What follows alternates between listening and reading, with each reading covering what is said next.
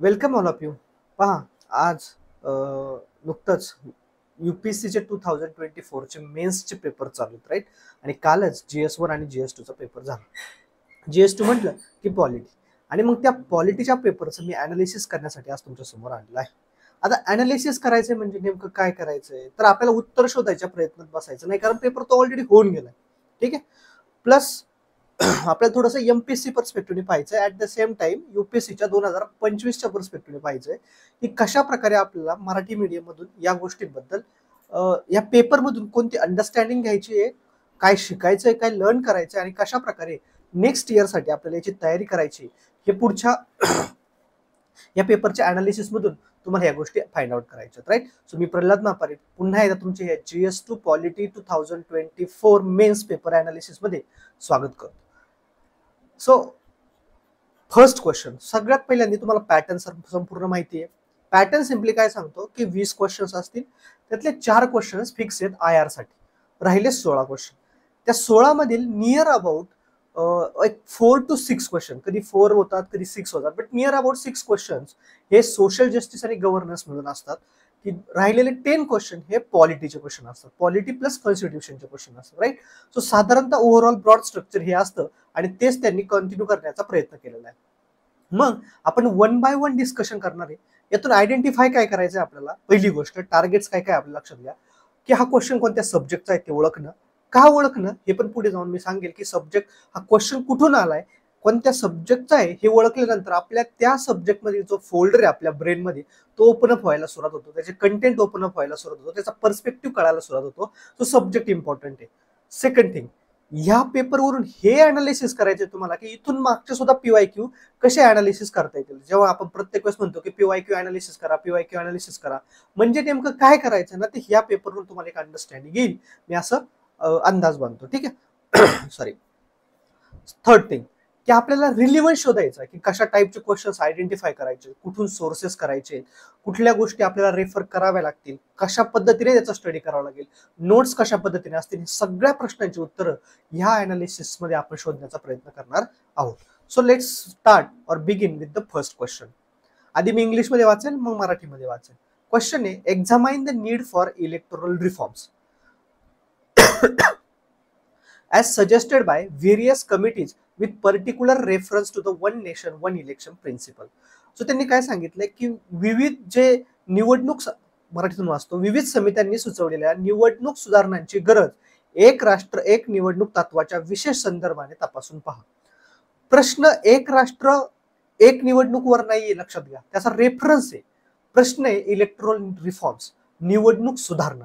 So तुम्हाला सगळ्यात पहिल्यांदा काय शोधायचंय, हा पॉलिटी मधला क्वेश्चन आहे. यस. सेकंड थिंग, ह्या वर्षी जनरल इलेक्शन 2024 होते लोकसभेचे. सो एक्सपेक्टेड होतं आयदर इलेक्शन कमिशन वरती क्वेश्चन येईल, इलेक्शन लॉज वरती क्वेश्चन येईल, किंवा इलेक्ट्रोल रिफॉर्म्स वरती क्वेश्चन येईल.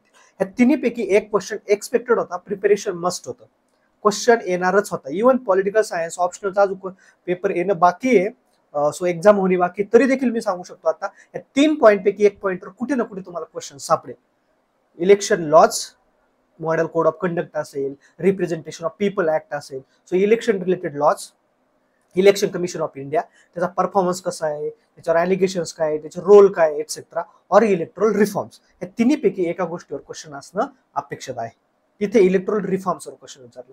सो आपल्याला क्वेश्चन काय आहे, need of the electoral reforms हा क्वेश्चन आहे. नीड क्वेश्चन अंडरस्टँड करायचे, यातून सॉरी क्वेश्चन कसे अंडरस्टँड करायचे हे सुद्धा तुम्हाला अंडरस्टँड करायचं इथून, की need of the electoral reform हा क्वेश्चन आहे ऍक्च्युअली, जे की व्हेरियस कमिटीजनी रिकमेंड केलेले आहे. आणि मग त्याच्यात रेफरन्स नुसार वन नेशन वन इलेक्शन प्रिन्सिपलची काय गरज आहे, ज्याला आपण सायमल्टेनियस इलेक्शन असं देखील म्हटलेले, याची काय गरज आहे, या कंटेक्स्ट मध्ये आपल्याला अनालिसिस करायचंय की इलेक्ट्रोल रिफॉर्म्सची काय गरज आहे.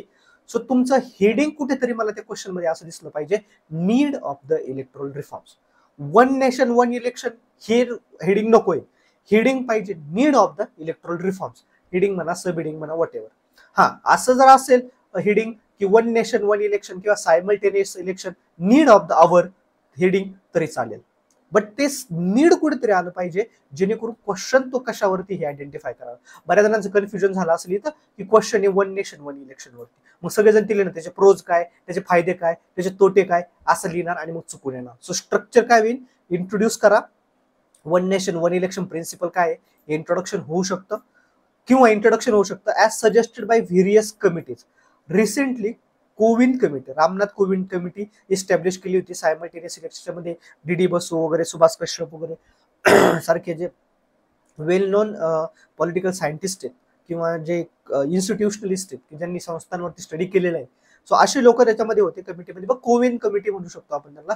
ती कमिटीच्या कंटेक्समध्ये तुम्ही करंट अफेअरने सुरुवात करू शकता. इंट्रोडक्शनचे खूप सारे टाइप्स आहेत, एक तर डेफिनेशनने सुरुवात करा, एक तर करंट अफेअरने सुरुवात करा त्याच्या रिलेटेड, किंवा टू बी स्पेसिफिक त्याच्यातलं एखादं तत्व आहे, प्रिन्सिपल आहे, एखादी कन्सेप्ट आहे त्यांनी सुरुवात करू शकता. राईट.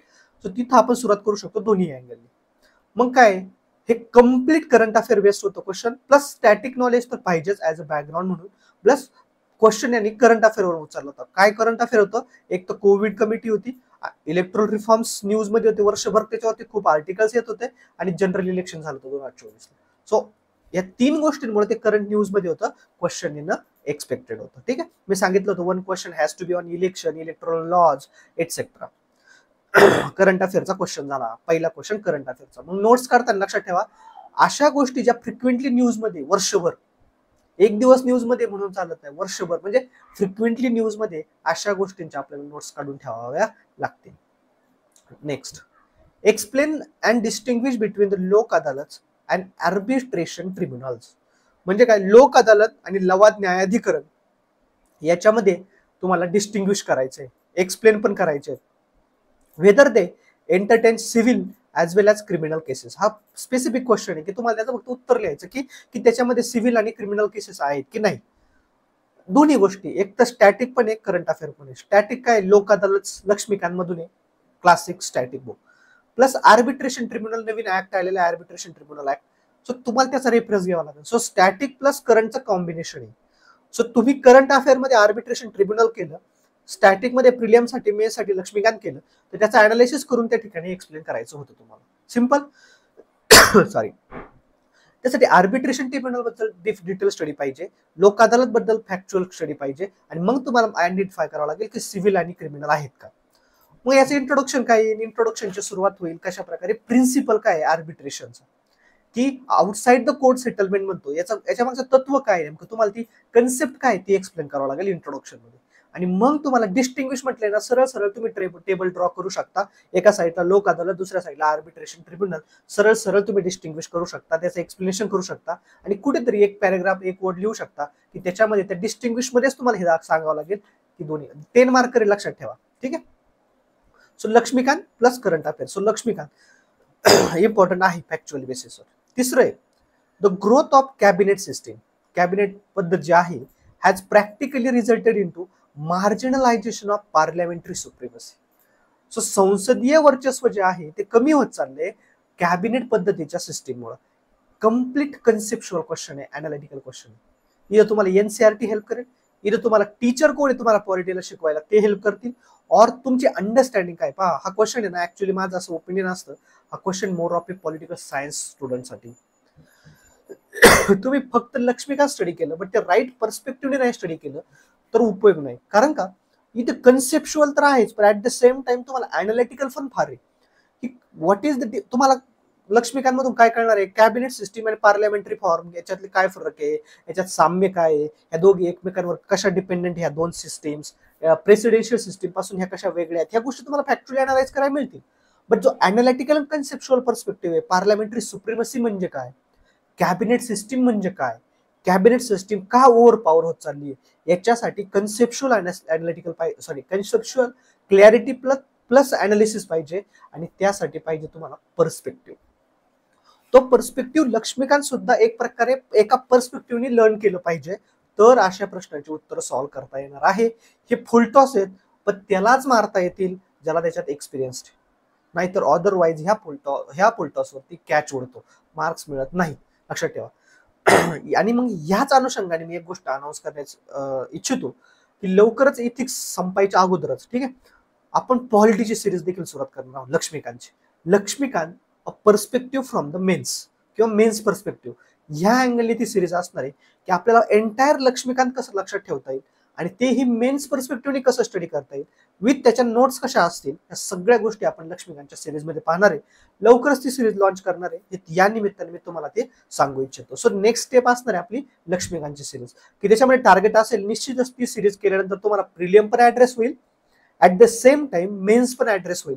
या दोन्ही अनुषंगाने कशा प्रकारे एक लेक्चर प्रिलियमवर असेल, एखादं लेक्चर मेन्सवर फोकस्ड असेल, तशा पद्धतीने ते लेक्चर्स असतील, जेणेकरून अगदी कंबाईनच्या स्टुडंटनी जरी पाहिली तरी ते हेल्प होईल. मी का म्हटलं कंबाईन, आपलं टार्गेट ते नाही ऑडियन्स, आपलं टार्गेट ते नाही का, कारण आपल्याला फोकस करायचं राज्यसेवा आणि युपीएससी मराठी मीडियम, बट त्याला सुद्धा ऍड्रेस होईल, कारण का आपल्याला राज्यसेवेची प्री पण द्यायची, जी की प्री ऍक्च्युअली फॅक्च्युअल बेसिसवर असते. सो ती सुद्धा ऍड्रेस कशा प्रकारे होईल, ह्या अनुषंगाने आपण ते प्रिपरेशन करणार आहे, ती सिरीज लॉन्च करणार आहे. तिथे तुम्हाला मेन्स पर्स्पेक्टिव्ह सुद्धा मी तयारी करून घेईल, जेणेकरून एमपीएससीची प्रिलियम, युपीएससीची प्रिलियम आणि दोन्हीही मेन्स कव्हर होतील लक्ष्मीकांत मधून. ठीक आहे. सो हा क्वेश्चन त्याचा होता. सो लक्ष्मीकांत प्लस एनसीआरटी दोन्ही अँगलने होते. इथे फक्त फॅक्च्युअल इन्फॉर्मेशन असून उपयोग नाही, तर तुम्हाला conceptual clarity plus analytical understanding पण असणं अत्यंत गरजेचं आहे. Next question. The duty of CAG controller and auditor general, सर्वांना माहिती, नियंत्रक आणि महालेखा परीक्षक, is not merely to ensure legality of expenditure but also its proprietary. म्हणजे काय, की खर्च केल्यानंतर तो कायदेशीर पद्धतीने खर्च केलेला आहे की नाही एवढंच तपासणं हे कॅगचं काम नाही, तर त्याच्या पलीकडे जाऊन तो व्यवस्थित पद्धतीने खर्च केलाय का हे देखील बघणं त्याचं काम आहे. In short simple static question आहे, याच्यामध्ये काही विषय नाहीये, सिंपल स्टॅटिक पद्धतीचा क्वेश्चन आहे हा. कॅगचं फंक्शन काय आहे, कॅगच्या फंक्शनचा अनालिसिस करा, परफॉर्मन्स अनालिसिस करा. आता इथे लक्ष्मीकांत वरून काय कळणार आहे, कॅगचं फंक्शन काय एवढंच कळणार आहे, त्याचं अनालिसिस नसणार आहे, त्याचं परफॉर्मन्स नसणार आहे. तो तुम्हाला एक्सटर्नली सोर्स कडून अनालिसिस करून घ्यावा लागेल. त्यासाठी तुम्ही पीएलएस रेफर करू शकता, त्यासाठी तुम्ही बाजारात येणार, मार्केटमध्ये येणारा ज्या काही नोट्स आहेत किंवा करंट अफेअर आहे त्यावरती देखील मी येणार आहे, करंट अफेअर कुठून प्रिपेअर करायचंय ते देखील करणार आहे. सो तुम्हाला काही ऑनलाईन कंटेंट अनालाइज करावं लागेल, काही डिटेल अनालिसिस करावं लागेल थोडासा, राईट. सो थोडासा गुगलचा रेफरन्स घ्यावा लागेल. कशासाठी, हे ज्या कॉन्स्टिट्युशनल आणि नॉन कॉन्स्टिट्युशनल बॉडीज आहेत त्या कॉन्स्टिट्युशनल आणि नॉन कॉन्स्टिट्युशनल बॉडीचा परफॉर्मन्स स्टडी करण्यासाठी, की त्यांनी चांगले कोणते कोणते इनिशिएटिव्ह घेतलेत, त्यांचा परफॉर्मन्स कसा, हे लक्ष्मीकांतमध्ये दिलेलं नाही. लक्ष्मीकांतमध्ये काय दिलं, त्यांची नियुक्ती कशी होईल, त्यांची अपॉइंटमेंट कशी होईल, त्यांचं रिमूव्हल कसं होईल, त्यांना त्या पदावरती राहण्यासाठी कोणती कोणती कामं दिलेली, त्याच्या अटी काय आहेत, शर्ती काय आहेत. सो हे तुम्हाला बेसिक मिळून जाईल लक्ष्मीकांतमध्ये, बट परफॉर्मन्स बद्दल मिळणार नाही. परफॉर्मन्स कसा आहे, सुप्रीम कोर्टाचे काय टिप्पणी आहे त्याच्यावरती, यासाठी तुम्हाला गुगलचा रेफरन्स घ्यावा लागेल, किंवा तुमच्या टीचरचा रेफरन्स घ्यावा लागेल, किंवा ऑनलाईन रेफरन्स घ्यावा लागेल, एखादा सोर्स रेफर करावा लागेल. ठीक आहे. सो ते काय, मग आपल्याला ते कुठं करायचं, फक्त कॉन्स्टिट्युशनल नॉन कॉन्स्टिट्युशनल बॉडीज आहेत तिथे करून ठेवायचं, दॅट्स इट. ते एकदा स्टॅटिक करून ठेवलं की परत त्याची गरज पडणार नाही. डेफिनेटली मी ते मेन सिरीज मध्ये GS2 कव्हर करेल. नेक्स्ट क्वेश्चन आहे, नेहमी दरवर्षी येणारा एक क्वेश्चन, आणि मोस्टली 5 नंबरलाच तो क्वेश्चन असतो, तो असतो लोकल बॉडी किंवा गव्हर्नन्स वरती. ठीक आहे. सो लोकल गव्हर्नन्स वरती असतो, सामान्य प्रशासनावरती क्वेश्चन असतो, जनरल गव्हर्नन्स म्हणतो आपण त्याला, किंवा अर्बन लोकल बॉडीज किंवा रुरल लोकल बॉडीज वरती असतो. Analyse the role of local bodies in providing good governance. So सुशासन प्रोव्हाइड करण्यामध्ये, सुशासन प्रदान करण्यासाठी एक स्थानिक स्वराज्य संस्था आहे, त्यांची काय भूमिका आहे. ब्रिंग आउट द, हा मात्र नवीन कंटेक्स्चुअल क्वेश्चन होता, हे मात्र तुमचं अनालिटिकल स्किल तपासणार होतं. Bring out the pros and cons, फायदे आणि तोटे काढा. कशाचे, merging the rural local bodies with the urban local bodies. So rural local bodies आणि अर्बन लोकल बॉडीज यांना जर मर्ज केलं, यांचं जर विलिनीकरण केलं, तर काय फायदे आणि काय तोटे होऊ शकतात याचा अनालिसिस करा. हे इम्पॉर्टंट होतं, हे ज्याला हे लक्ष्मीकांतमध्ये नाहीये. तुमची अनालिटिकल अंडरस्टँडिंग, तुमची थिंकिंग काय पॉवर आहे, यातूनच तो क्वेश्चन होतो. हे तुम्ही कुठे रीड केलेलं देखील नसणार आहे. करंट अफेअर डेफिनेटली होतं, कुठेतरी युपीसी इसेन्शियल मध्ये आलं होतं, कुठेतरी योजनामध्ये आलं होतं, एक्सेट्रा. इव्हन सायमल्टेनियस इलेक्शन सुद्धा पहा, प्रत्येक मॅगझिन मध्ये आलं होतं, प्रत्येक करंट योजना कुरुक्षेत्रामध्ये आलं होतं simultaneous election, right. UPC essentials मध्ये आलं होतं, द हिंदूला आलं होतं. इव्हन मी द हिंदूचं ज्यावेळेस अनालिसिस घेतलं होतं त्यावेळेस त्यावेळेस देखील सायमल्टेनियस इलेक्शन कव्हर केलं होतं. ठीक आहे. सो सांगण्याचं उद्दिष्ट काय, की तुम्हाला असं इथून पॉईंट आउट शोधावं लागतील. बट हे जे होतं ना, मर्जिंग रुरल लोकल बॉडीज आणि अर्बन लोकल बॉडीज, हा काय फार ऑब्झर्विंग फॉर्म्युला नव्हता की वर्षभर त्याच्यावर चर्चा चालू आहे. हे तुम्हाला क्रिएटिव्हली सुचलं पाहिजे, त्याचे प्रोज अँड कॉन्स काय होऊ शकतात ऑन द स्पॉट. सो त्यासाठी तुम्हाला थिंकिंग आहे, म्हणून मी सांगत असतो नेहमी प्रिपरेशन करत असताना ब्लाइंडली नुसते सेंटेन्सेस वाचणं म्हणजे प्रिपरेशन नाही. त्या सेंटेन्सेसवरून मी ज्यावेळेस 10 सेंटेन्सेस डेव्हलप करतो त्यावेळेस तुमची थिंकिंग पॉवर डेव्हलप होत असते. सो टीचर कोण आहे तुमचं हे त्यासाठी इम्पॉर्टंट होऊन जातं की जो फक्त ते सेंटेन्स वाचतोय की त्या सेंटेन्सच्या बेसिसवर तुमची थिंकिंग ॲबिलिटी डेव्हलप करतोय हे इम्पॉर्टंट आहे. कारण मेन्सचा आन्सर लिहिताना तुम्हाला ह्या गोष्टींची गरज पडणार. एंटायरली न्यू कन्सेप्ट होती, बट PYQ बेस पण होतं, कारण का 5 नंबरला लोकल गव्हर्नन्सवर क्वेश्चन येणार म्हणजे येणार. आता एमपीसीच्या पर्स्पेक्टिव्हने पाहिलं तर कदाचित 5 नंबरला नाही येणार तो क्वेश्चन, बट क्वेश्चन येणार हे डेफिनेटली. ठीक आहे.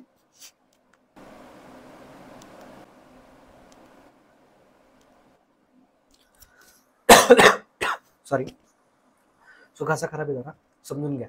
सो एक क्वेश्चन डेफिनेटली येणार लोकल गव्हर्नन्स वरती, अर्बन लोकल गव्हर्नन्स वरती, रूरल लोकल गव्हर्नन्स वरती, पण एक क्वेश्चन गव्हर्नन्स लोकल गव्हर्नन्स वर असणार म्हणजे असणार, तो लक्षात ठेवा. आता हा क्वेश्चन लोकल गव्हर्नन्स वरती, सो गव्हर्नन्स मध्ये मोडत नाही, तो आपण पॉलिटीमध्ये मोडूया. 5 क्वेश्चन झाले पॉलिटीचे. आता इथून पुढे सुरू होतं सोशल जस्टिस आणि गव्हर्नन्स, जे की पुढचे 3 क्वेश्चन असणार आहेत. 6 नंबरचा क्वेश्चन बघा, पब्लिक चॅरिटेबल ट्रस्ट म्हणजे काय? धर्मादाय संस्था ज्या आहेत, have potential to make India's development more inclusive, सर्वसमावेशक करण्यामध्ये त्यांची फार मोठी भूमिका आहे, कारण ते खूप इम्पॉर्टंट अशा पब्लिक इश्यूवरती, सामाजिक समस्यांवरती काम करतात. आता पहा काय झालं, फार सुंदर इथून लर्निंग. सिलेबस जर बघितला तुम्ही दिलेले, development process and development industry, याच्यामध्ये role of NGOs, non governmental organisation, गैर सरकारी संस्था म्हणतो, सेल्फ हेल्प ग्रुप्स, बचत गट म्हणतो, आणि various groups and association, donors and charitable institutions, हे साधारण सिलेबसचा रूपरेषा आहे. गेले 2013 पासून हा सिलेबस आहे. फर्स्ट और सेकंड टाइम त्यांनी चॅरिटेबल ट्रस्टवर विचारला असेल. आतापर्यंत फोकस होता त्यांचा NGO SHG, SHG NGO, NGO SHG, NGO SHG, असेच अल्टरनेटिव्हली क्वेश्चन येत होते. बरेच वर्षानंतर हा फर्स्ट टाइम चॅरिटेबल ट्रस्टवर क्वेश्चन आला, जो की मी गेल्या 2 वर्षापासून एक्सपेक्ट करत होतो की याच्यावरती येईल, आता ते कधीतरी शॉक देतील. ते ह्या वर्षी दिलं त्यांनी, बट ह्या वर्षी शॉक झालं नाही, कारण का ते एक्सपेक्टेड होऊन गेलं होतं. कारण का एनजीओ एसएचजी कंटिन्युअस आलं होतं, हा पार्ट नेहमी निग्लेक्ट राहत होता चॅरिटीज वरती. डोनर्स म्हणलं का CSR वगैरे त्याच्यावरती क्वेश्चन येऊ शकतो, बट हा पार्ट निग्लेक्ट राहत होता. सो त्याच्यावर क्वेश्चन आला. सो बट एमपीसीच्या पर्स्पेक्टिव्ह पाहिलं तर फर्स्ट टाइम आहे. फर्स्ट टाइम मध्ये जर कम्पेअर केलं एनजीओ एसएचजी आणि चॅरिटीज, डेफिनेटली वेटेज जातं एसएचजीला, मग एनजीओजला, आणि मग चॅरिटीजला. सो या सिक्वेन्सनीच क्वेश्चन येऊ शकतो. आधी एसएचजी, एनजीओज आणि चॅरिटीज.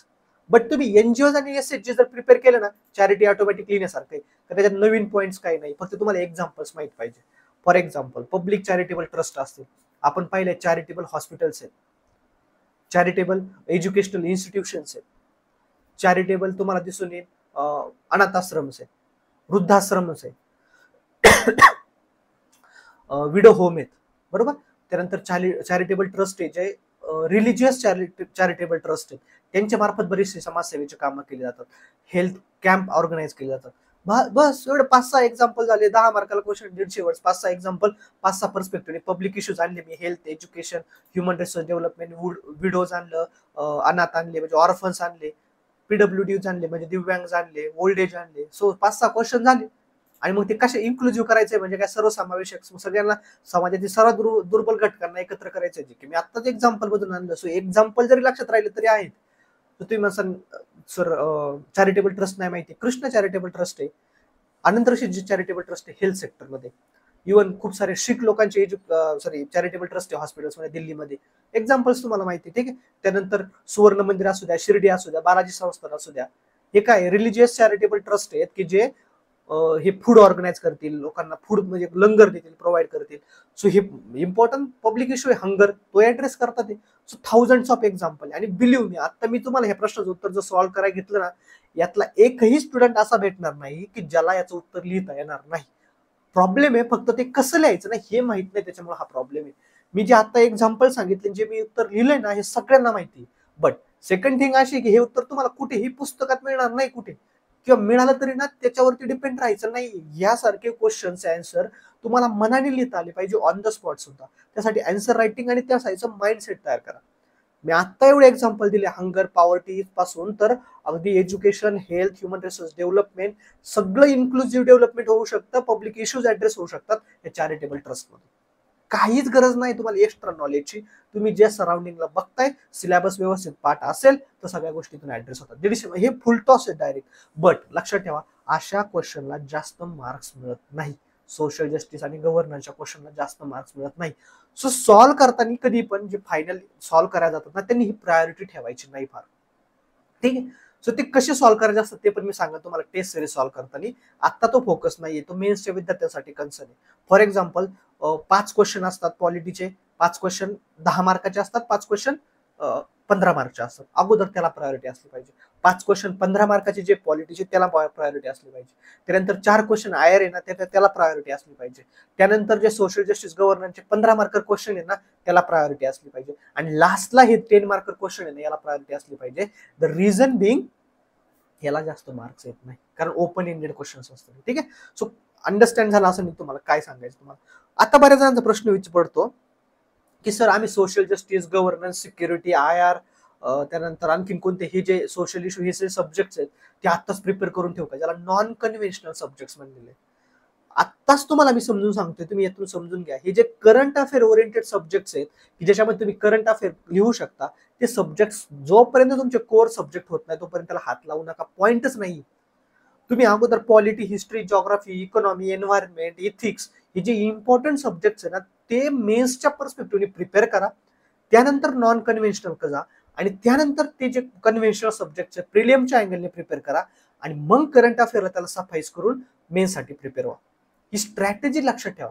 आत्ताच सगळेजण social justice and governance, social justice and governance, social justice and governance करत बसलेत आणि पुढच्या वर्षी परत प्रिपेअर करावं लागेल कारण इश्यूज बदलतात. एंटायर 1 वर्ष बाकी अजून. लक्षात ठेवा, अजून 2024 चीच प्रिलियम मेन्स इंटरव्ह्यू व्हायची बाकी आहेत.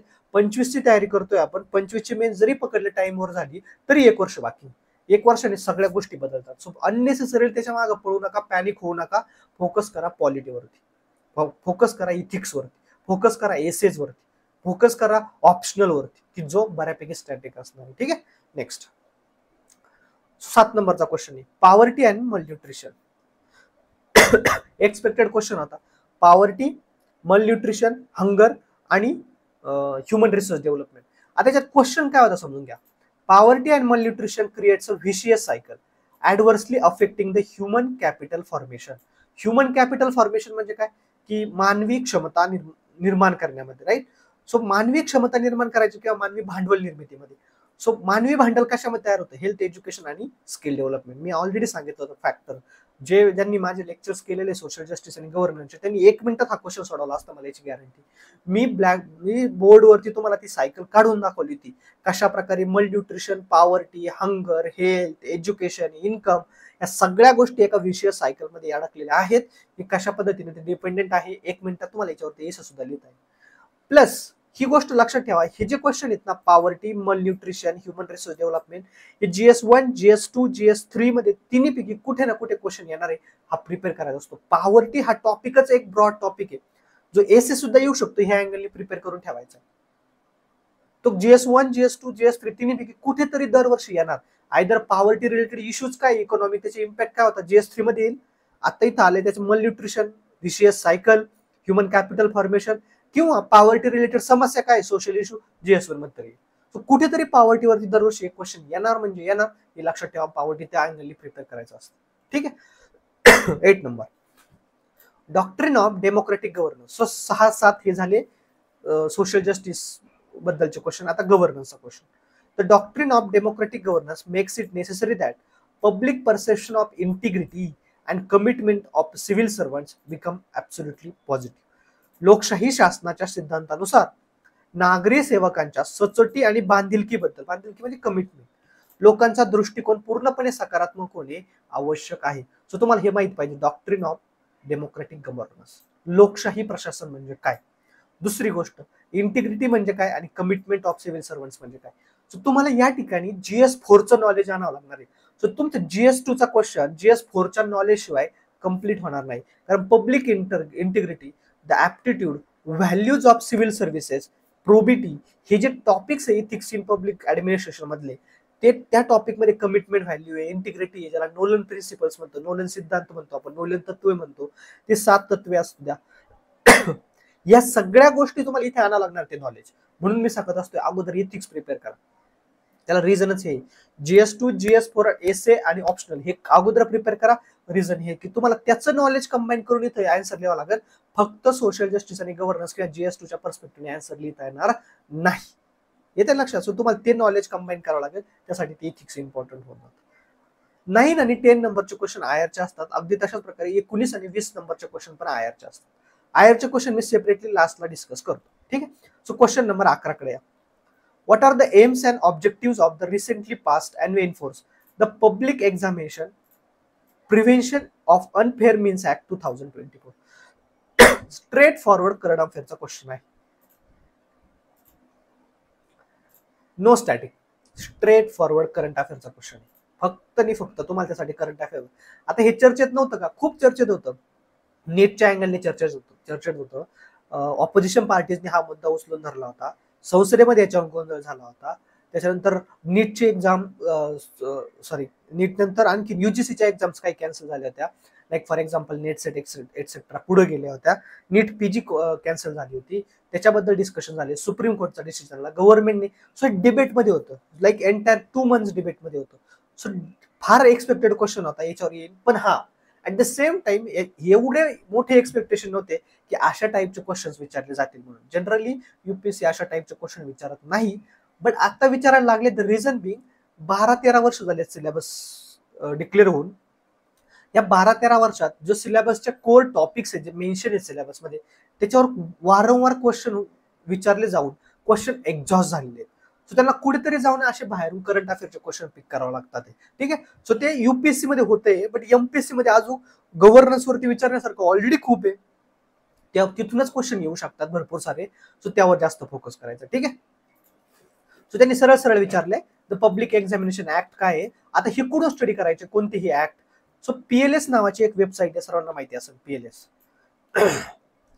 सो ते PLS वेबसाईट वरती दरवर्षी येणारे ऍक्ट्स किंवा बिल असतील कोणते पण अजून ऍक्ट झाले नाही त्याच्यावरती सगळं अनालिसिस दिलं असतं. कोणते इम्पॉर्टंट प्रोव्हिजन आहे. अपोजिशन पार्टीने कोणते अशा तरतुदी त्याच्यावरती टीका केली. त्याच्यावर काय अल्टरनेटिव्ह सजेस्ट केले. ती टीका का केलेली आहे. कोणत्या गोष्टीतले प्रोव्हिजन चुकीचे तरतुदी चुकीचे त्याचे काय प्रॉब्लेम्स येऊ शकतात. कोणते तरतुदी चांगल्या आहेत ऍज अ रिफॉर्मच्या अँगलने की जुन्या कायद्यापासून ह्या कायद्यामध्ये काही सुधारणा झाल्या. हे सगळं डिटेल अनालिसिस PLS वेबसाईटवर दिलेलं असतं. सो तुम्हाला ते देखील स्टडी करावं लागेल. आणि ते काय करायचंय ते काय रोज उचकत बसायचे नाही. वेबसाईट एक्झामच्या अगोदर एक आपण ज्यावेळेस प्रिपरेशन करायला घेणार आहे सब्जेक्ट त्यावेळेस एकदा बसायचंय. एकदा वेबसाईट ओपन करायची. त्या वर्षभरातील आलेले कोणते कोणते ऍक्ट्स आहेत पाहायचे. त्याच्यात नोट्स काढून ठेवायचे. संपला प्रश्न. यासाठी काही रोजची रोज करंट अफेअर लिहायची गरज नाही. फक्त रोजच्या रोज न्यूजपेपर काय वाचायचा आहे ऍटलिस्ट हे कळतं की डिबेटमध्ये काय.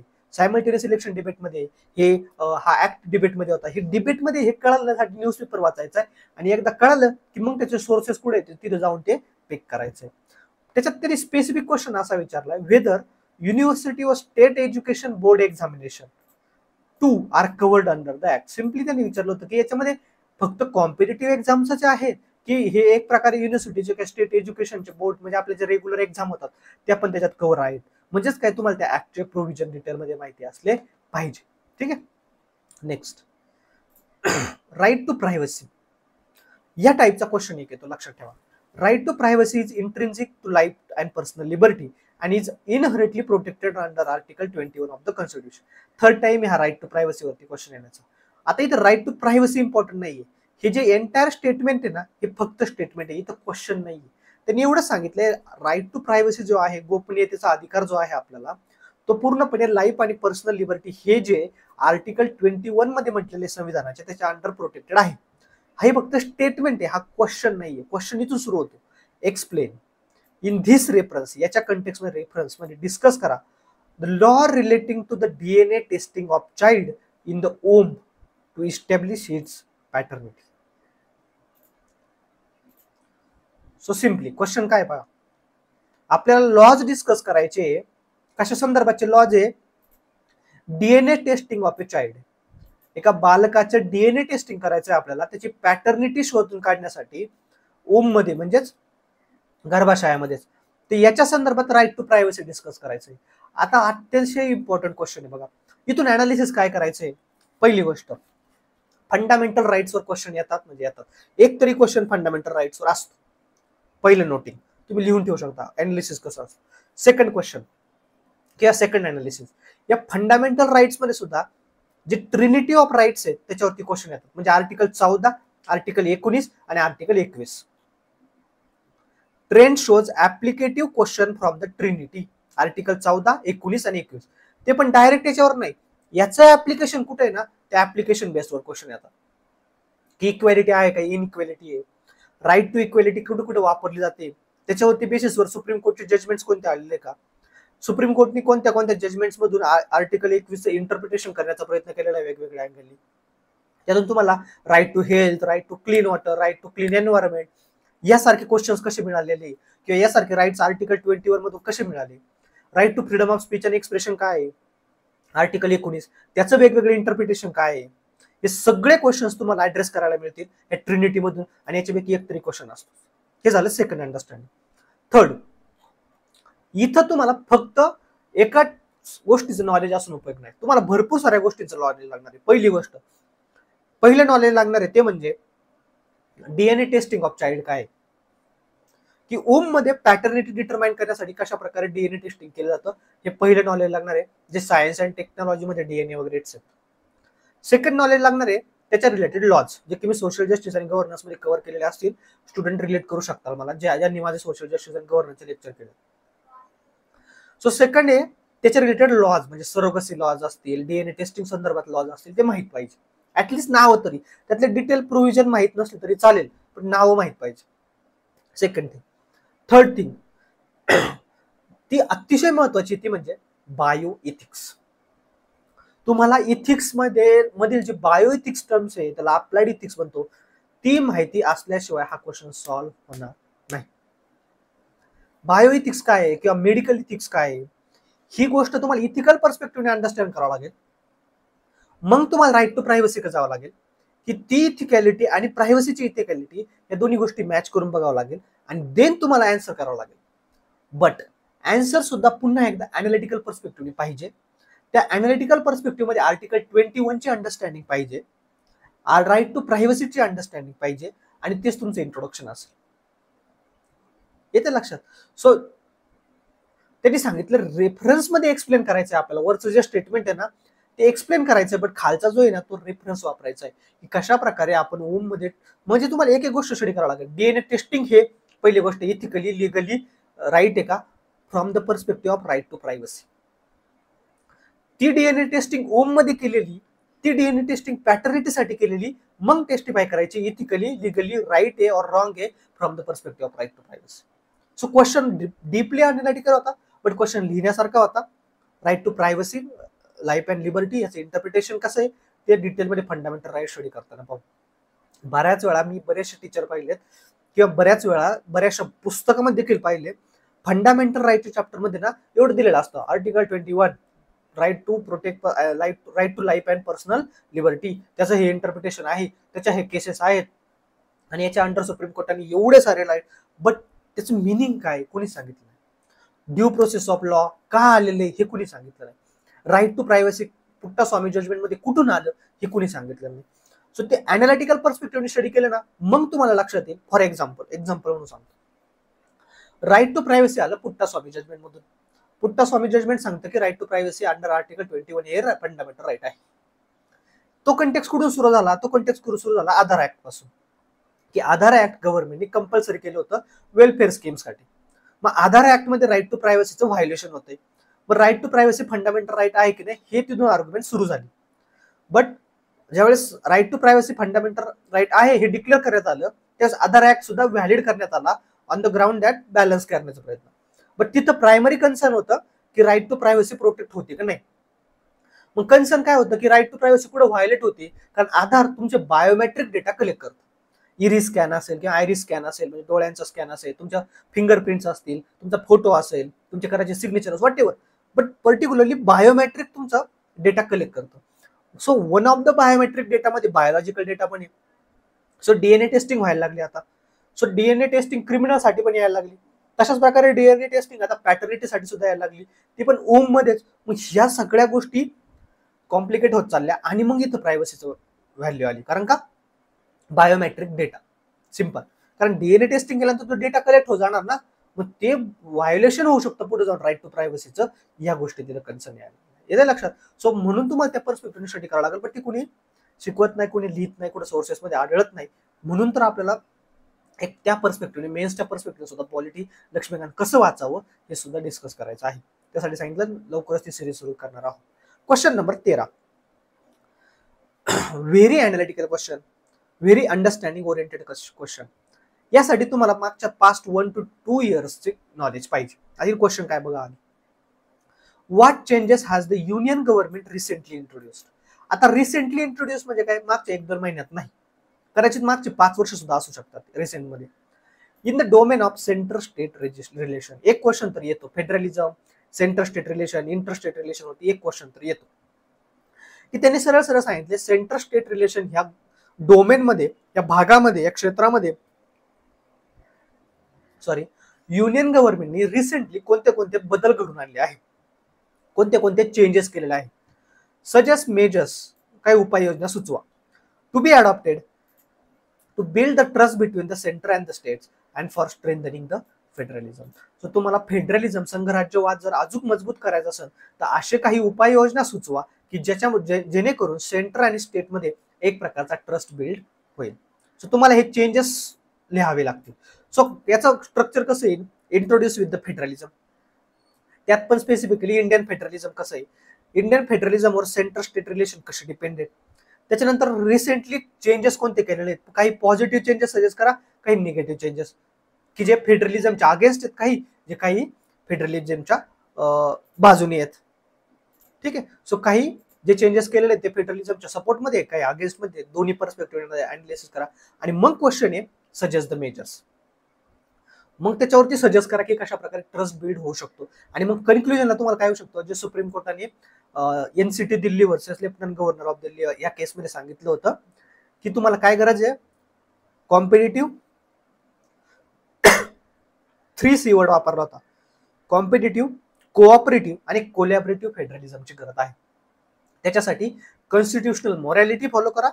आणि कॉन्स्टिट्युशनल मॉरॅलिटी ही सांगते की युनियन आणि स्टेट ह्या दोघांनी कॉपरेशन करणं, कॉम्पिटिशन करणं आणि कोलॅबरेशन करून पीपलला सर्व केलं पाहिजे, जेणेकरून त्यांच्यात मॅक्सिमम ट्रस्ट बिल्ड होईल. सो अशा कंटेक्समध्ये सुप्रीम कोर्टाचं जजमेंट होतं त्या केसमध्ये, lieutenant governor versus NCT Delhi.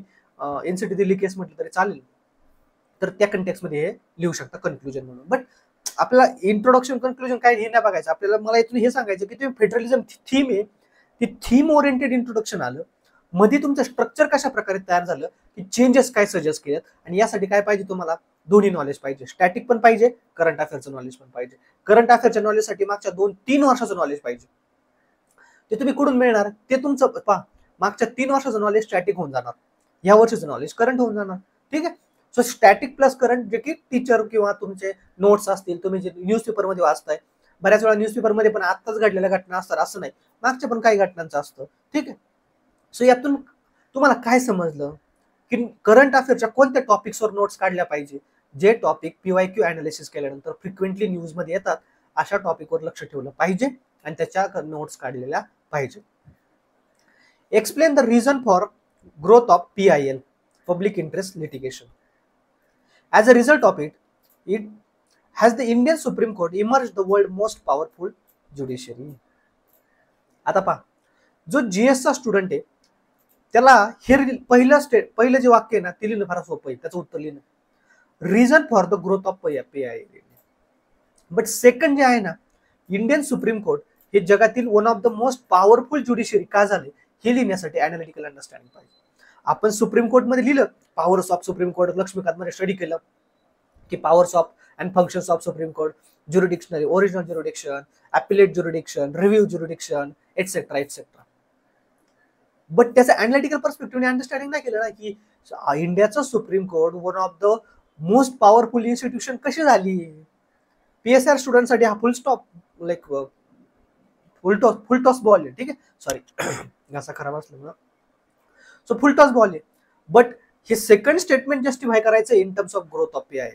Story सांगतो आणि मग क्वेश्चन पुढे जाऊया. इथून एवढंच लक्षात ठेवा, कन्सेप्च्युअल अंडरस्टँडिंग गरजेची, फक्त लक्ष्मीकांत वाचून होणार नाही. स्टोरी काय आहे, इंडियाला, एक सेकंड, तो सांगत होतो मी Indian judiciary, right. So Indian ज्युडिशियरीच्या कंटेक्समध्ये सांगायचं झालं स्टोरी काय समजून घ्या, की इंडियन कॉन्स्टिट्यूशनने इंडियन ज्युडिशियरीला, सुप्रीम कोर्टाला इतके जास्त पॉवर दिल्यात in the name of justice, due process of law, article 13 आणि आर्टिकल 32 जर एकत्र रीड केलं तर ज्युडिशियल रिव्ह्यूचे अधिकार असतील, ते या पद्धतीने दिलेत की इव्हन पार्लमेंटनी पास केलेला ऍक्ट तो कॉन्स्टिट्युशनल आहे की नाही हे ठरवण्याचा अधिकार पण ज्युडिशियरीला आहे. ज्युडिशियल रिव्ह्यू म्हणतो आपण त्याला. प्लस बऱ्याच वेळा कॉन्स्टिट्यूशनने सांगितलेले की ज्युडिशियरीने इंटरफेअर करू नये, like interstate river water dispute, तरी देखील ज्युडिशियरी इंटरफिन करते या नावाखाली की टू डू कम्प्लीट जस्टिस, जे की कॉन्स्टिट्यूशन मध्ये म्हटलेले. सो एवढ्या वेगनेसली सुप्रीम कोर्टाला एवढे सारे पॉवर दिलेले आहेत. ऑब्व्हियसली मी 1 मिनिटात समजून नाही सांगू शकत, बट हा त्यामुळे इतकी पॉवरफुल ज्युडिशियरी झाली. त्याचा एक परिणाम असा आहे, त्यांनी जे PIL नावाचं इन्स्ट्रुमेंट शोधले त्याची ग्रोथ होत चालली. कारण का, भरपूर रिझन आहे. एका साईडला रिझन आहे की powerful judiciary supreme court emerge होत चालले, दुसऱ्या साईडला रिझन आहे पेंडिंग वाढत चालले, तिसऱ्या साईडला ज्युडिशियल गव्हर्नन्स वाढत चाललाय, ज्युडिशियल ओव्हररीच वाढत चालले. त्याच्यामुळे लोक जास्तीत जास्त सुप्रीम कोर्ट, कारण का एक्झिक्युटिव्ह कडून सोल्युशन्स मिळेल असे झालेत, पार्लमेंटचं विकनेस होत चाललाय. सो हे भरपूर सारे अंडरस्टँडिंग एकत्र तुम्हाला लिमिट करावं लागेल PIL सारख्या गोष्टींमध्ये.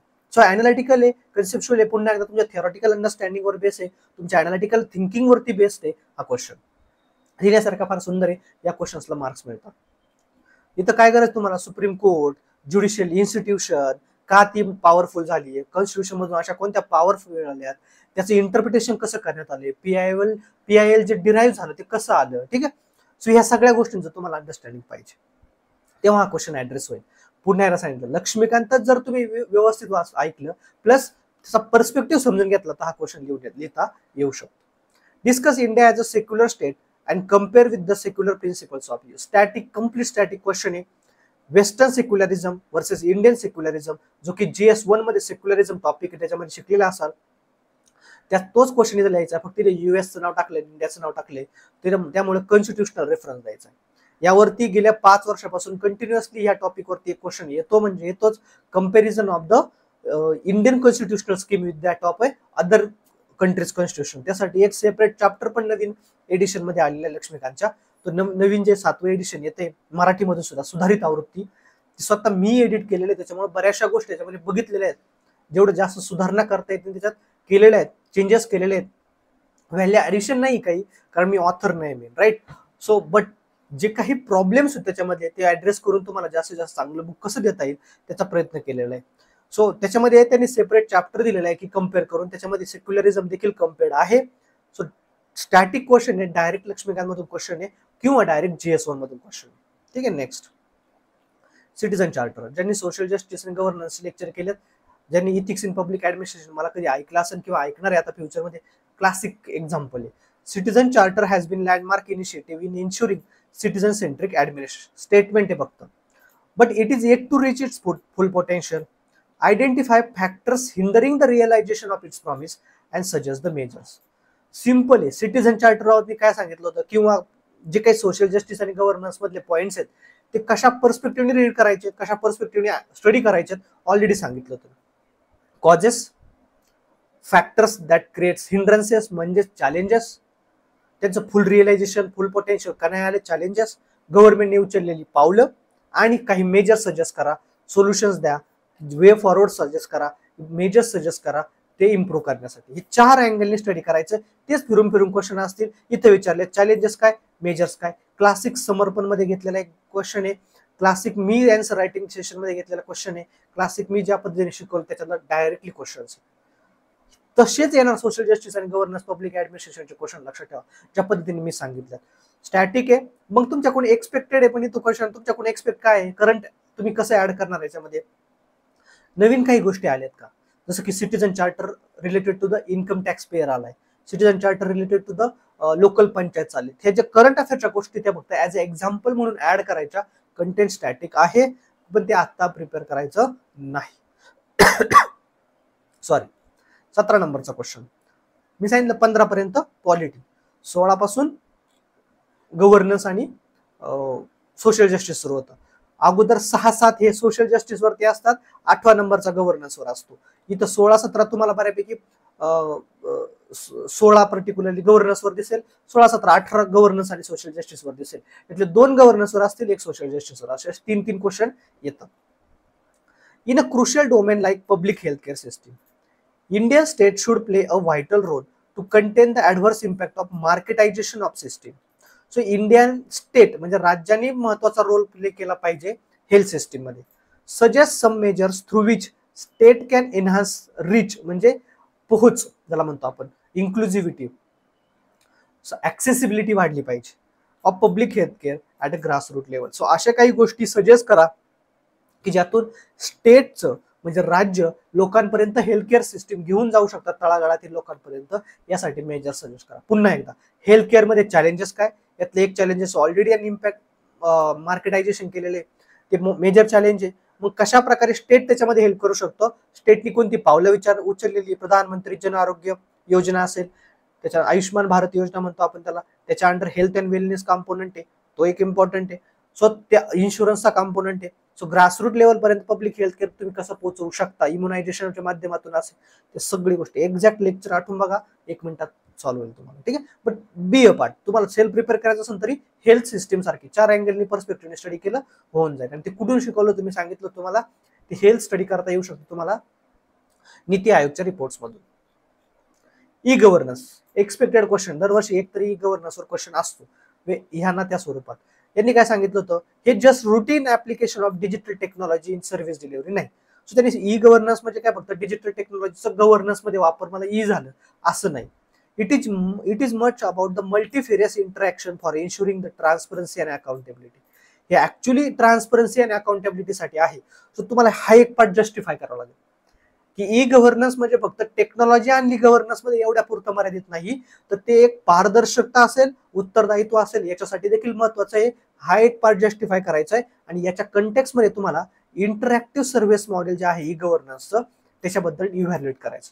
इव्हॅल्युएट करायचं म्हणजे त्याचे प्रोज अँड कॉन्स शोधायचे, त्याचे फायदे आणि तोटे शोधायचे. सिंपल ई गव्हर्नन्सचा क्वेश्चन आहे, static plus current affair.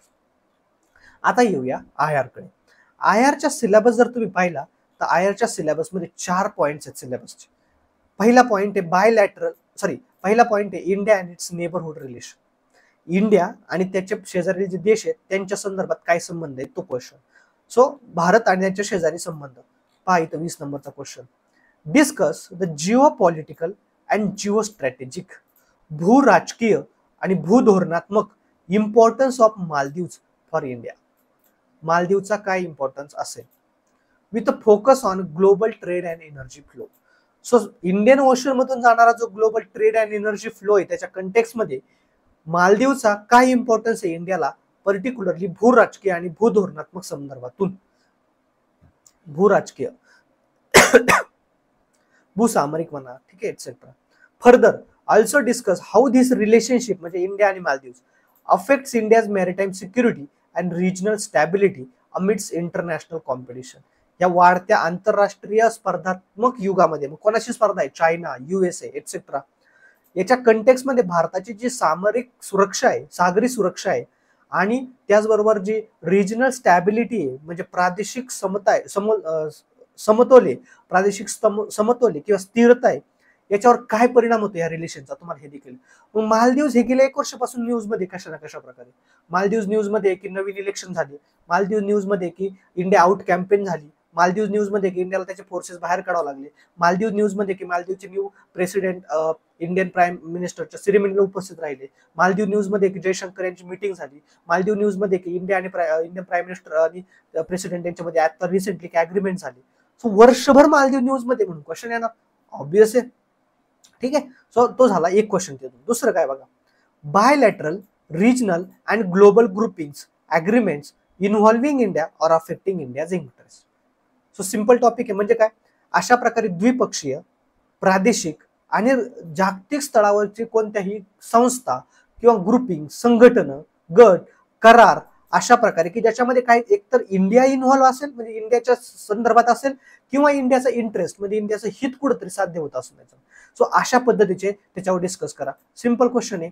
CR आतापर्यंत त्याने 2 वर्ष झाले SC वर क्वेश्चन विचारले, त्याच्या अगोदर सार्क वरती विचारले, जे की संघटन रिजनल ग्रुपिंग येत्या, राईट, सार्क वर विचारले, क्वाड वर विचारले. आता त्यांना विचारण्यासाठी एक्झॉस्ट झाली होती. म्हणून त्यांनी काय विचारलं, सेंट्रल एशियन रिपब्लिक्स हे संघटन, हे ग्रुपिंग किंवा हे रिजन बद्दल विचारलं, सेंट्रल एशिया.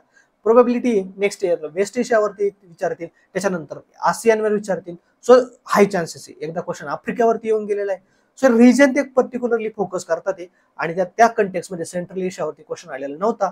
सो एक्सपेक्टेड होतं, बट हा त्याच्यापेक्षा मला जास्त एक्सपेक्टेशन होते वेस्ट एशियावरती क्वेश्चन येतील याच्यावरती. ठीक आहे, पण हरकत नाही, त्यांनी रिजनवरती क्वेश्चन विचारला. सो एक क्वेश्चन या टॉपिक मधून झाला. Next, effect of the policies and politics of developed and developing countries on India's interest आणि Indian diaspora. So simple question आहे, अशी कोणती धोरण आहे किंवा असं कोणतं राजकारण आहे डेव्हलप्ड आणि डेव्हलपिंग कंट्रीजचं की ज्याचा इंडियावरती इफेक्ट होतोय, परिणाम होतोय. आणि मग क्वेश्चन नंबर 19 वाचा, सॉरी क्वेश्चन नंबर 9.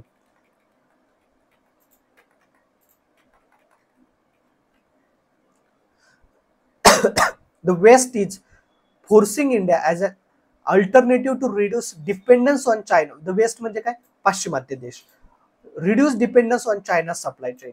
चायनाच्या डॉमिनन्स असलेली जी सप्लाय चेन आहे सगळीकडे वस्तूंचा पुरवठा होणारी चेन, त्याच्यावरचा डिपेंडन्स कमी करण्यासाठी इंडिया ऍज अ अल्टरनेटिव्ह म्हणून बघतायत, as a strategic ally to counter China's political and economic dominance. So चायनाचा जो राजकीय आणि आर्थिक वर्चस्व आहे in terms of global supply chain dominance, ते त्याला अल्टरनेटिव्ह म्हणून इंडियाकडे बघतोय वेस्ट. याच्या कंटेक्स्ट मध्ये हे स्टेटमेंट एक्सप्लेन करा विथ एक्झाम्पल. फार अनालिटिकल क्वेश्चन आहे. सांगितलं ना, इफेक्ट ऑफ पॉलिसीज, अशा कोणत्या पॉलिसीज आहे डेव्हलप्ड अँड डेव्हलप कंट्रीजच्या, डेव्हलपिंग आणि डेव्हलप कंट्रीजच्या, मग कोणत्या, युरोपियन युनियन असेल, US असेल, यांच्या कोणत्या अशा पॉलिसीज आहे की ज्या ऍक्च्युअली जे ग्लोबल सप्लाय चेन आहे. तुम्ही पाहिलं असेल, इव्हन ग्लोबल सप्लाय चेन संदर्भात असेल, क्वाडचे काय मिटिंग झाल्या, कोविडमध्ये कशा प्रकारे व्हॅक्सिन डिस्ट्रीब्युशन मध्ये क्वाडनी व्हॅक्सिन डिस्ट्रीब्युशन मध्ये कशा प्रकारे रोल प्ले केला. ठीक आहे, त्याच्यानंतर ब्ल्यू डॉट नेटवर्क असेल, चायनाच्या BRI ला काउंटर करण्यासाठी असेल, आशियन आफ्रिकन ग्रोथ कॉरिडॉर असेल, भले तो जपानशी रिलेटेड पण जपान ही वेस्ट पकडलं जातं, राईट. सो तुम्हाला हे सगळं डिस्कस करावं लागेल. हा फार ब्रॉड क्वेश्चन आहे, यासाठी IR ची कम्प्लीट अनालिटिकल अंडरस्टँडिंग पाहिजे. फक्त IRचं हे कंट्री ते कंट्री बायलॅटरल रिलेशन कसे आहेत हे स्टडी करून चालणार नाही. तुम्हाला वर्ल्ड ऑर्डर सिच्युएशन काय सध्या समजून घ्यावं लागेल, ग्लोबल सप्लाय चेन कशी चायना डॉमिनेटेड हे समजून घ्यावं लागेल, चायनाचा पॉलिटिकल आणि इकॉनॉमिक सिग्निफिकन्स कसा आहे ते समजून घ्यावं लागेल, त्याच्या कंटेक्समध्ये USA कसं त्याला चॅलेंज म्हणून उभं राहते ते समजून घ्यावं लागेल, कशा प्रकारे USAने सोल्युशन्स काढण्याचा प्रयत्न केला ते समजून घ्यावं लागेल. यावरती युरोपियन युनियन आणि अदर डेव्हलप्ड कंट्रीज आहेत, लाईक साऊथ कोरिया असेल, जपान असेल, ऑस्ट्रेलिया असेल, या कंट्रीजची काय भूमिका आहे, हे सगळे इंडियाला net security provider in Indian ocean म्हणून कशा प्रकारे बघतात हे सगळं तुम्हाला डिस्कस करावं लागणार याच्यामध्ये. फक्त 150 वर्ड्स मध्ये 10 मार्कर क्वेश्चन. बट ते अनालिटिकल अंडरस्टँडिंग असणं गरजेचं आहे. इंटरनॅशनल पॉलिटिक्स, इंटरनॅशनल रिलेशन आणि इंटरनॅशनल पॉलिटिक्स याच्यामध्ये काय डिफरन्स आहे. इंटरनॅशनल रिलेशन मध्ये दोन देशांमधील संबंध असतात स्टडी करणे. इंटरनॅशनल पॉलिटिक्स म्हणजे राजकारण काय चालू आहे आंतरराष्ट्रीय लेवलला ते स्टडी करणे. आणि मी जेवढे IRचे लेक्चर पाहिलेत ना, most of the time international relation शिकवलं जातात, इंटरनॅशनल पॉलिटिक्स नाही शिकवलं. ऑब्व्हियसली ऑप्शनल वाले स्टुडंटला याचं बेटर नॉलेज असतं, GS वाले स्टुडंट याच्यामध्ये मागे पडतात. द रिझन ते फक्त त्या बुक मधून किंवा त्या कंटेक्समध्ये त्या PPTs मधून फक्त IRचा स्टडी करतात. दोन देशांमध्ये संबंध, यांचा व्यापार एवढा आहे आणि यांच्यामध्ये हे अग्रीमेंट झालं हे स्टडी करतात. इंटरनॅशनल पॉलिटिक्स स्टडी केल्याशिवाय तुम्हाला याचं उत्तर येणार. ठीक आहे. आणि लास्ट क्वेश्चन आहे बघा, सॉरी सिलेबसचा लास्ट टॉपिक. काय टॉपिक आहे, इम्पॉर्टंट इंटरनॅशनल इन्स्टिट्यूशन्स, महत्वाच्या आंतरराष्ट्रीय संघटना, एजन्सीज, काही एजन्सीज असतील आंतरराष्ट्रीय, आणि फोरा म्हणजे प्लॅटफॉर्म, काही मंच असतील, त्यांचं स्ट्रक्चर काय, मॅन्डेट काय, आणि जनरली क्वेश्चन युनायटेड नेशन वरती येतो. आणि हेच क्वेश्चन आहे बघा, डिस्कस द, सॉरी हा क्वेश्चन आहे, terrorism has become a significant threat to the global peace and security. दहशतवाद, आतंकवाद हा एक प्रकारे मोठ्या प्रमाणात थ्रेट, धोका निर्माण होत चाललेला आहे जागतिक शांतता आणि सुरक्षेच्या दृष्टिकोनातून. याच्या कंटेक्समध्ये युनायटेड नेशन सिक्युरिटी काउन्सिलची जी काउंटर टेररिझम कमिटी आहे, त्याचं इफेक्टिव्हनेस काय आहे, तिची उपयुक्तता काय आहे हे डिस्कस करा, इव्हॅल्युएट करा, त्याचं काय ऍक्च्युअली ती इफेक्टिव्ह आहे की नाही, आणि त्याच्या रिलेटेड ज्या बॉडीज आहेत, by addressing and mitigating this threat at आंतरराष्ट्रीय लेवलला हा थ्रेट कमी करण्यासाठी, हा थ्रेट चॅलेंज करण्यासाठी कशा प्रकारे त्या इंटरनॅशनल बॉडीज आणि युनायटेड नेशनची काउंटर टेररिझम कमिटी याचा इफेक्टिव्हनेस काय तो स्टडी करा. जे मुलांना माहित नाही, पण मी ऍपवरती 1 इयर पूर्वी काही गोष्टी मी ज्या इन्स्टिट्यूटमध्ये शिकवायला होतो तिथे ऍपवरती काही गोष्टी दिलेल्या आहेत, तिथे मी जाऊन डिटेलमध्ये टेररिझम डिस्कस केलेला आहे. बऱ्याच जणांना वाटतं टेररिझम हा सिक्युरिटीचा इश्यू आहे, तो इंडियन कंटेक्समध्ये सिक्युरिटीचा इश्यू आहे, बट इंटरनॅशनल पॉलिटिक्स कंटेक्समध्ये तो एक इम्पॉर्टंट ग्लोबल कंटेम्पररी कन्सर्न आहे. लक्षात ठेवा, one of the top concern आहे. Climate change, terrorism, human rights violation, cyber threats etcetera, हे टॉप कंटेम्पररी ग्लोबल कन्सर्न्स आहे. हे इंटरनॅशनल पॉलिटिक्सचा पार्ट आहे. सो त्या कंटेक्समध्ये युनायटेड नेशन सिक्युरिटी काउन्सिलची जी काउंटर टेररिझम कमिटी आहे त्याचा काय रोल आहे हे तुम्हाला स्टडी करायचं आहे. पर्टिक्युलरली हे अफगाणिस्तानच्या कंटेक्समध्ये आलेला क्वेश्चन आहे. पर्टिक्युलरली हे इंडियाचं जे 1996 मधील युनायटेड नेशन सिक्युरिटी काउन्सिल मधील जे काउंटर टेररिझम कन्व्हेन्शन आहे ते अजून ऍक्सेप्ट झालेलं नाही, त्याच्या कंटेक्समध्ये क्वेश्चन आहे. त्यानंतर रिझॉल्युशन आहे जे की युपीएससीच्या प्रिलियमला क्वेश्चन आला होता. 1600 समथिंग काहीतरी रिझॉल्युशनचं नाव आहे की ज्याच्या अंडर इंटरनॅशनल टेररिस्ट बॅन केले जातात. FATFचा काय रोल आहे, अदर एजन्सीज म्हणलेत ना त्याच्यामध्ये FATF सारखे एजन्सीज आहेत की त्यांचा काय रोल आहे हे तुम्हाला डिस्कस करावं लागेल. 4 टॉपिक वरती 4 क्वेश्चन येतात, फिक्स्ड असतो, फिक्स्ड. आणि हे तुम्हाला कधी कळणार आहे की याच्यावरती क्वेश्चन येऊ शकतात, हे वर्षाच्या शेवटी मेन्स एक्झामच्या अगोदर 3-4 महिने तुम्हाला अंदाज येतो की मागच्या 1 वर्षामध्ये काय काय दिस. तुम्ही आता कितीही प्रिपेअर करून ठेवलं तर त्यावेळेस जाऊन तुम्हाला पुन्हा तेवढ्या लेवलला प्रिपेअर करावं लागेल. म्हणून आता फोकस करा मेनली मेन्सच्या पर्स्पेक्टिव्हने जे कन्व्हेन्शनल सब्जेक्ट आहे त्याचा, त्यानंतर स्टॅटिक पर्स्पेक्टिव्हने नॉन कन्व्हेन्शनल सब्जेक्टचा स्टॅटिक पार्ट कव्हर करायचा, त्यानंतर प्रिलियमला फेस करायचं आणि प्रिलियम्स नंतर नॉन कन्व्हेन्शनल सब्जेक्टचा करंटचा पार्ट आणि rest of the conventional parts cover करायचा विथ ऑप्शनल तर रेग्युलरली चालूच आहे. या अशा प्रकारे तुमची स्ट्रॅटेजी असली पाहिजे. होपफुली मी अंडरस्टँड करतो. आता तुमचं काम काय, मी ज्या पद्धतीने अनालिसिस केले या पद्धतीने सगळे PYQ अनालिसिस करायचे. तेव्हा तुम्हाला कळणार आहे ऍक्च्युअली स्टडी काय करायचा, नोट्स कशाच्या काढायच्या. नेहमी क्वेश्चन विचारा, सर नोट्स कशाच्या काढू कळत नाही. कसं कळणार, तुम्ही जर PYQ पाहिलेच नाही तर नोट्स कशाच्या काढायच्या कसं कळणार, नाही कळणार. तर त्यासाठी पहिले PYQ अंडरस्टँड करा आणि ते PYQ कशा पर्स्पेक्टिव्हने अंडरस्टँड करायचं या लेक्चर मधून तुम्हाला समजलं असं. लेट मी नो अजून पण तुम्हाला काही समस्या आहेत का. अशाच प्रकारे आपण इथिक्सचं सुद्धा डिस्कशन करणार आहोत. आज इथिक्सचा पेपर झाल्यानंतर इथिक्स बद्दल देखील अशा पद्धतीने डिटेल डिस्कशन करूया, जेणेकरून आपण जे इथिक्सची सिरीज करतोय त्याच्यामध्ये तुम्हाला कसा फायदा होईल, त्याच्यामध्ये तुम्हाला कशा प्रकारे नोट्स काढता येतील हे देखील अंडरस्टँड होईल. प्लस कशा प्रकारे इथिक्सचं प्रिपरेशन करायचंय, कोणते क्वेश्चन विचारले जाऊ शकतात हे देखील तुम्हाला अंडरस्टँड. प्लस अजून कोणत्या गोष्टीबद्दल मी इथं बोलायला हवं होते PYQ पर्स्पेक्टिव्हने ते देखील मला कमेंटमध्ये कळवा, जेणेकरून मी त्या इथिक्सच्या लेक्चरमध्ये ते इथिक्सच्या पेपरचं जे अनालिसिस करणार आहे त्याच्यात त्या गोष्टी इनकॉर्पोरेट करेल. ठीक आहे. सो थांबूया ह्या सेशनमध्ये इथेच. होपफुली हे PYQ अनालिसिस, मला हे टार्गेट नव्हतं की याची उत्तर शोधायची, याची उत्तर तुम्ही शोधा.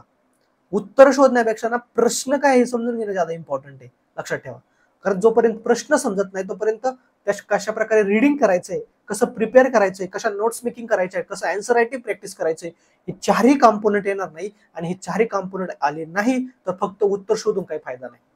त्या उत्तरापर्यंत कसं पोहोचायचंय यासाठी हे 4 स्टेप आहे. त्या 4 स्टेपसाठी क्वेश्चन अंडरस्टँडिंग ती आपण आज शिकलो. ठीक आहे. So that's all about it. थांबूया या सेशन मध्ये इथंच. भेटूया नेक्स्ट सेशन मध्ये जे की असणार आहे GS4चं अनालिसिस, इथिक्सचं 2024चा मेन्सचा पेपर. ठीक आहे. थांबूया या ठिकाणीच. थँक्यू.